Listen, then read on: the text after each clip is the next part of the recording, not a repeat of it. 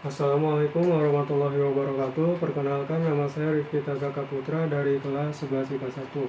Di sini saya akan menjelaskan tentang organ batang. Nah, organ batang batang ini merupakan salah satu dari organ dasar tumbuhan. Nah, batang merupakan salah satu dari organ dasar tumbuhan yang berpembuluh. Nah, batang adalah sumbu tumbuhan tempat semua organ lain bertumpu dan berkembang dan juga bertumbuh ya. Daun dan akar dianggap sebagai perkembangan lanjutan dari batang. Perkembangan lanjutan dari batang karena dia menjalankan fungsinya itu yang lebih khusus lagi. Nah, batang tanaman ini umumnya dia terletak pada di atas permukaan tanah ya, tapi ada juga beberapa tanaman itu yang batangnya itu terletak di bawah permukaan tanah. Contohnya seperti kana SP atau namanya itu juga bunga tasbih ya. Nah, batang memiliki ciri yaitu berdaun, memiliki ruas serta buku. Nah, buku di sini kita sebut saja sebagai nodus. Nah, buku atau nodus ini berfungsi sebagai tempat munculnya daun. Lalu jarak antar nodus itu disebut juga sebagai internodus. Lalu selanjutnya batang memiliki fungsi untuk menegakkan tubuh tumbuhan. Selain itu, batang juga berfungsi sebagai penghubung antara daun dan juga akar. Jadi ya fungsinya itu sebagai penghubung antara akar dan juga daun. Nah, batang itu dibagi menjadi dua, ada batang monokotil dan ada batang dikotil. Yang pertama yaitu batang monokotil. Batang monokotil ini memiliki bentuk seperti ruas-ruas dan tidak memiliki ruang yang cukup besar. Itu bisa dilihat dari itu bisa kita lihat dari tumbuhan jagung dan juga tumbuhan tebu ya. Dia terbentuk atas ruas-ruas batang. Batang monokotil itu tidak punya jaringan pengangkut xilem maupun floem. Jadi karena dia nggak punya jaringan pengangkut xilem dan floem, jadi dia nggak punya kambium. Jadi batang monokotil itu dia nggak punya xilem floem, terus juga dia nggak punya kambium. Nah, struktur batang monokotil itu apa aja sih? Nah, ini dia struktur struktur batang monokotil. Yang pertama itu ada epidermis, merupakan salah satu sel batang yang terdiri dari sel-sel yang sangat padat, dan yaitu terdapat dinding luar epidermis. Nah, dalam kutikula yang mencegah batang akan kehilangan dengan sejumlah yang sangat besar berada dalam air. Lalu struktur selanjutnya ada korteks. Nah, korteks ini apa ya? Korteks ini merupakan sebuah lapisan sel parenkim yang tidak teratur dan mempunyai dinding yang tipis di antara sel-sel yang bisa menemukan sklerenkim dan koenkim. Maka tanaman monokotil menjadi pendukung dan juga memperkuat strain. Lalu untuk struktur batang monokotil selanjutnya ada stele atau silinder tengah. Nah, stele atau silinder tengah ini merupakan sebuah sel yang mengandung serat parenkim yang bisa membentuk jaringan dasar dan pengisi di dalam batang. Jadi dengan lapisan terluar prasasti yang menutupi pembuluh belalai yang bergerak sebagai pembawa zat. Lalu jenis batang selanjutnya itu ada batang dikotil. Nah,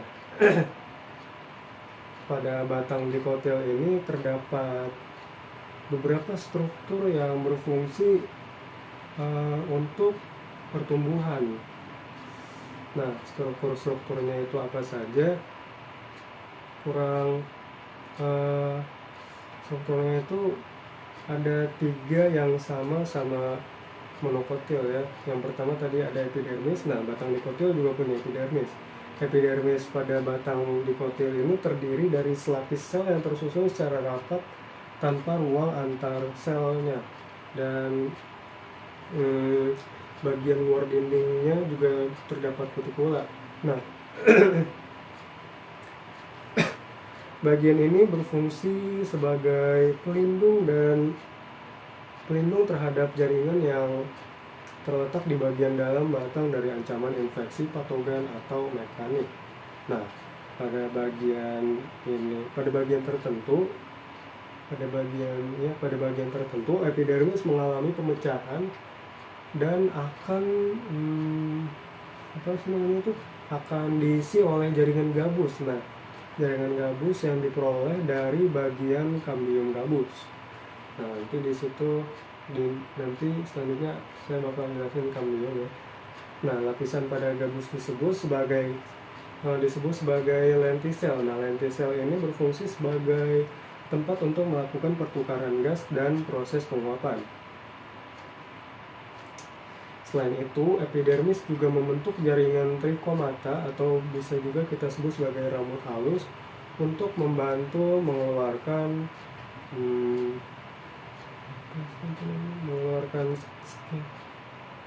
sekret atau bisa membentuk duri spina sebagai perlindungan ya. Jaringan epidermis pada batang muda itu berfungsi untuk membantu proses fotosintesis. Hal ini dikarenakan kenapa cuma pada batang muda doang dia membantu proses fotosintesis. Nah, hal ini dikarenakan karena dia mengandung klorofil kalau pada batang muda. Nah, namun seiring perkembangan diameter batang ya, akan membuat epidermis perlahan-lahan menjadi rusak, dan nanti selanjutnya fungsi ini itu bakal digantikan oleh jaringan periderm di bawahnya yang terbentuk oleh kambium gabus. Lalu selanjutnya ada korteks, struktur dikotil ya, masih struktur batang dikotil. Ada korteks. Korteks adalah jaringan parenkim yang bisa berbonifikasi menjadi jaringan lain. Korteks berfungsi sebagai tempat penyimpanan cadangan makanan. Jaringan lain pada korteks adalah jaringan penguat tumbuhan. Sel-sel jaringan korteks itu memiliki dinding tipis yang tersusun tidak beraturan dengan ruang antar sel yang cukup lebar. Nah, pada jaringan korteks ini terdapat koenkim dan sclerenchyme yang berfungsi sebagai penyokong tubuh tumbuhan. Nah, fungsi batang sebagai penyokong tubuh tumbuhan itu dijalankan oleh struktur korteks ya. Nah, lalu struktur selanjutnya itu ada stele atau silinder pusat. Stele atau silinder pusat yang terletak di bagian dalam bagian batang, di sebelah dalam bagian endodermis. Nah, stele ini tersusun atas lapisan paling luar perikambium, atau bisa juga disebut dengan perisikel ya. Perikambium sendiri terdiri dari empulur dan berkas vaskuler yang terdiri atas dua bagian, yakni phloem dan xilem ya. Stele berfungsi untuk memberi kekuatan pada batang yang terdiri atas kambium dan jaringan pengangkut. Lalu struktur selanjutnya itu ada kambium ya. Ini yang membedakan antara batang monokotil dan dikotil, yaitu batang dikotil itu terdapat kambium. Nah, kambium ini dia dibagi menjadi dua macam ya.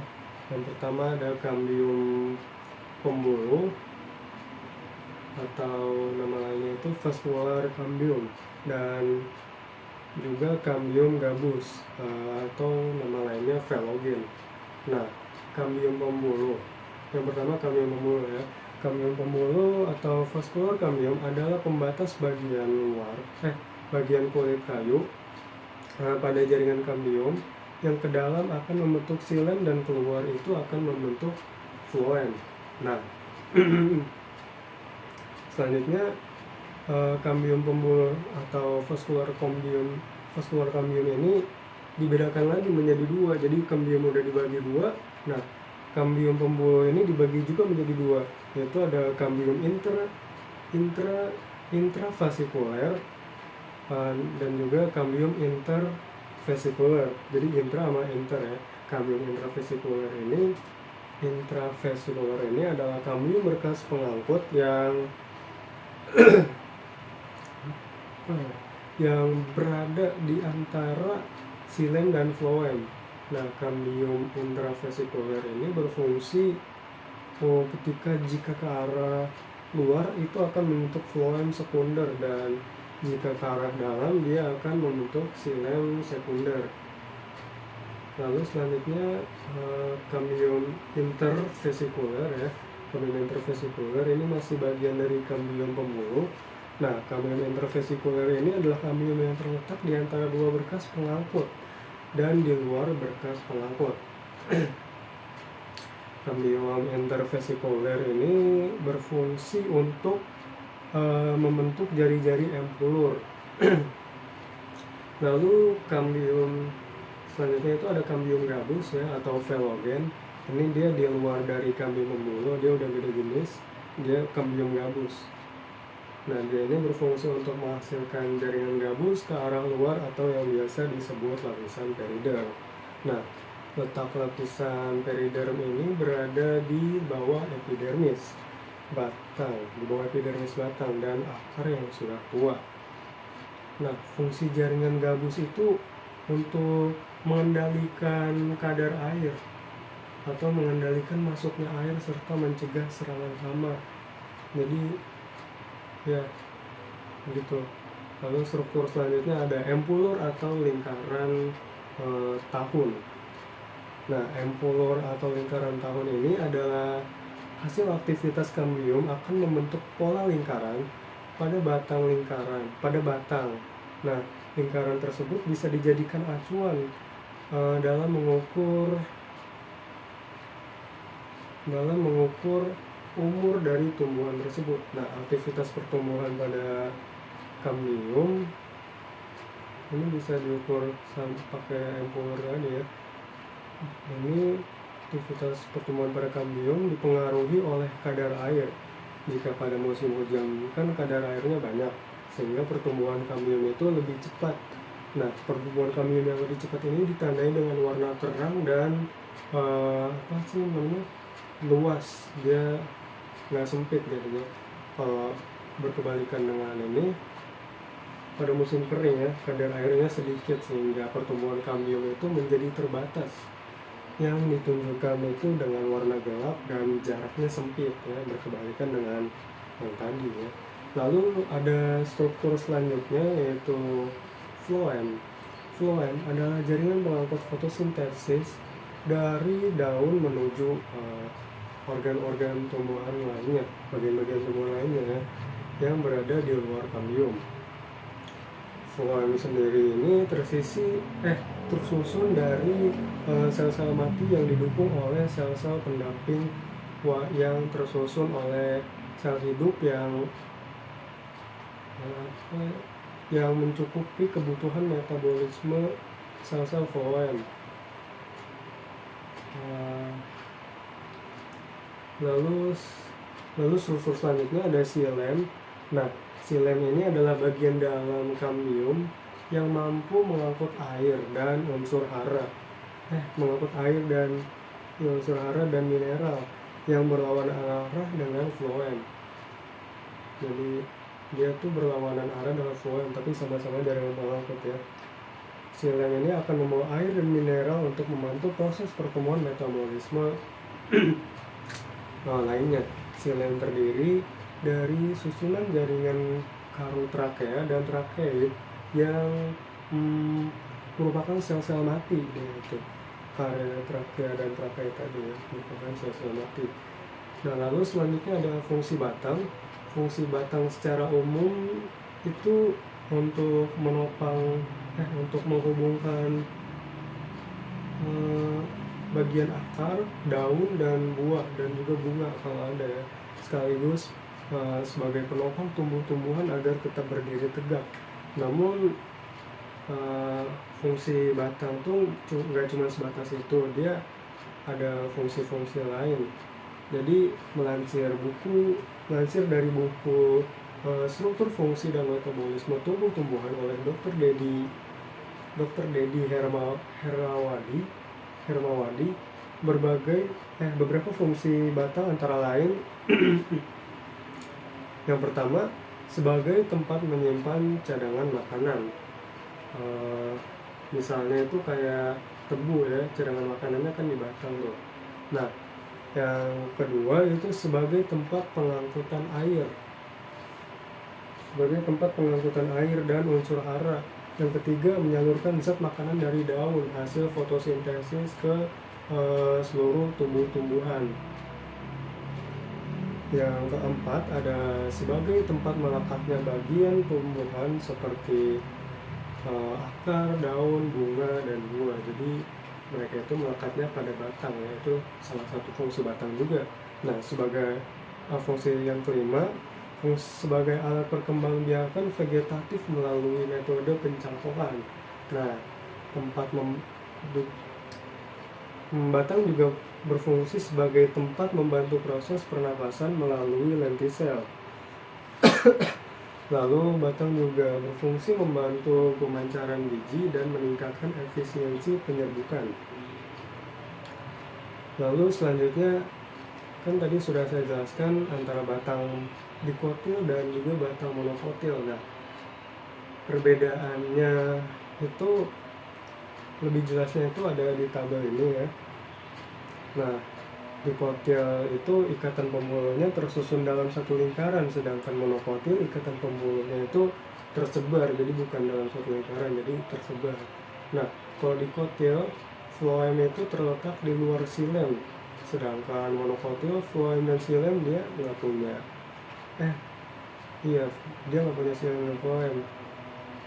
Lalu dikotil, dia terdapat kambium di antara silem dan floem, sedangkan monokotil dia nggak terdapat kambium, dia nggak punya kambium dan juga nggak punya silem floem. Lalu perbedaan selanjutnya itu dikotil ini mengalami pertumbuhan sekunder ya, kalau sedangkan batang monokotil ini dia nggak mengalami pertumbuhan sekunder. Lalu perbedaan selanjutnya, dikotil ini jaringan dasarnya dapat dibedakan menjadi empulur dan korteks. Nah, kalau monokotil dia nggak bisa dibedakan jaringan dasarnya. Jaringan dasarnya nggak bisa dibedakan menjadi empulur dan korteks. Lalu untuk perbedaan selanjutnya, dikotil dia ini dia nggak punya sel-sel seludang pembuluh, sedangkan monokotil dia punya sel-sel seludang pembuluh.